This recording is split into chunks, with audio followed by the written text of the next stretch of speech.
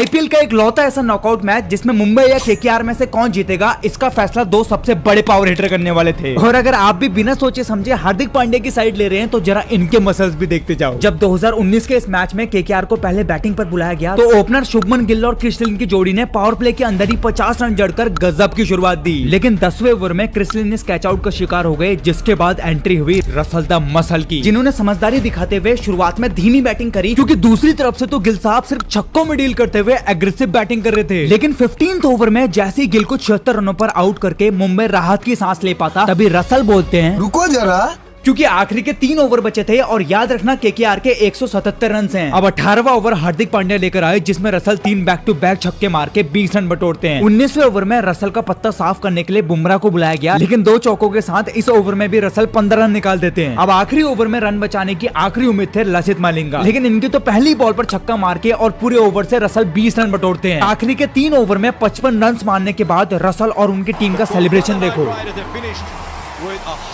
अब under pressure में मुंबई के ओपनर्स 232 का टारगेट चेस करने उतरते हैं, लेकिन इनिंग के दूसरे ही ओवर में डिकॉक बड़े शॉट के चक्कर में रसल के हाथों 0 पर कैच आउट हो गए, जिसके बाद फैंस और मेरी उम्मीद हिटमैन रोहित शर्मा से थी, लेकिन चौथे ओवर में केकेआर उन्हें भी एलबीडब्ल्यू में फंसा लेते हैं। पावर प्ले में सिर्फ 40 रन बनने के बाद अब रसल भी बॉलिंग कराने आ जाते हैं, और किस्मत देखो, इवन लुइस को सिर्फ 15 रन पर ही कॉल्ड बिहाइंड करा के और सूर्य भाव को सुपला शॉट के लालच में फंसाकर पूरा ग्राउंड ये मान चुका था कि ये मैच रसल और शाहरुख खान की केकेआर का ही है। लेकिन